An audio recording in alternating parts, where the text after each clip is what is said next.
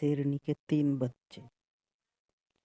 एक घने जंगल में एक शेर और शेरनी साथ रहते थे। वे दोनों एक दूसरे से बहुत प्रेम करते थे। दिन दोनों दोनों साथ में ही शिकार करने जाते। शिकार को मारकर साथ में बराबर बराबर करते। दोनों के बीच में विश्वास और भरोसा भी खूब था। कुछ समय के बाद ही शेर और शेरनी 2 पुत्रों के माता पिता भी बन गए। जब शेरनी ने बच्चों को जन्म दिया तो शेर ने उससे शिकार पर मत जाना, घर पर रहकर खुद ही और बच्चों की देखभाल करना। मैं अकेले ही हम सब के लिए शिकार लेकर आऊंगा। शेरनी ने भी शेर की बात मान ली और उस दिन से शेर अकेले ही शिकार के लिए जाने जाने लगा।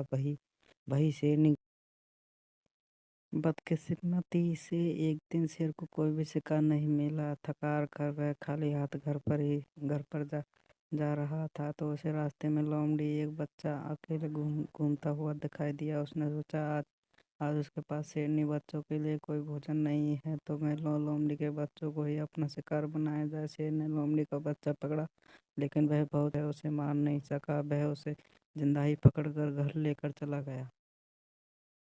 शेरनी के पास पहुंचकर उसने बताया आज उसे एक भी शिकार नहीं मिला। रास्ते में उसे लोमड़ी का बच्चा दिखाई दिया तो उसे ही मार कर खा जाए। शेर की बातें सुनकर शेरनी ने कहा जब तुम इसे बच्चे को ही नहीं मार पाए तो मैं कैसे इसे मार सकती हूँ। इसे नहीं खा सकती मैं इसे इसे मैं भी अपने दोनों बच्चों को ही तरह पाल होगा।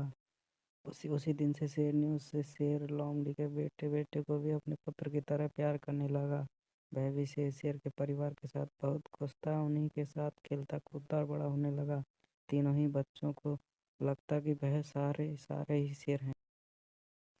जब वह तीनों कुछ बड़े हुए तो खुद खेलने के लिए जंगल में जाने लगे। एक दिन उन्होंने एक हाथी को देखा। शेर को दोनों बच्चे और हाथी के पीछे शिकार के लिए लग गए और मारे। उन्हें ऐसा करने से मना कर रहा था लेकिन शेर के दोनों बच्चों ने लोमड़ी के बच्चों की बात नहीं मानी और हाथी के पीछे लगे और लोमड़ी का बच्चा वापस घर पर शेरनी माँ के पास आ गया। कुछ देर बाद जब शेरनी के दोनों बच्चों भी वापस आए तो उन्होंने जंगल वाली बात अपनी माँ को बताई। उन्होंने बताया कि एक हाथी के पीछे गए लेकिन उसका तीसरा भाई डर घर पर वापस भाग गया। ऐसे सुनकर लोमड़ी का बच्चा गुस्सा हो गया। उसे गुस्से में कहा कि तुम दोनों जो खुद को बहादुर बता रहे हो मैं तुम दोनों को पटक कर जमीन पर गिरा सकता हूँ। लोमड़ी के बच्चे ने इस बात को सुनकर शेरनी उसे अकेले में ले गई और उसे उसके लोमड़ी होने का सच बताया। हमने तुम्हें ही अपने दोनों बच्चों की तरह बड़ा किया है। इन्हीं से साथ तुम्हारी भी परवरिश की है लेकिन तुम लोमड़ी वंश के हो। अपने वंश के कारण तुम हाथी जैसे बड़े जानवर गए और घर वापस भाग आए। भाई तुम दोनों भाई शेर के सबके हैं और जिस वजह से वे हाथी का शिकार करने के लिए उनके पीछे भाग गए। शेरनी ने आगे कहा कि अभी तक तुम्हारे दोनों भाइयों को तुम्हारी लोमड़ी होने का पता नहीं है। जिस दिन तुम्हें पता चल जाएगा तुम्हारा ही शिकार कर सकते हैं। इसलिए अच्छा होगा तुम यहाँ से जल्दी ही भाग जाओ, अपनी जान बचाओ।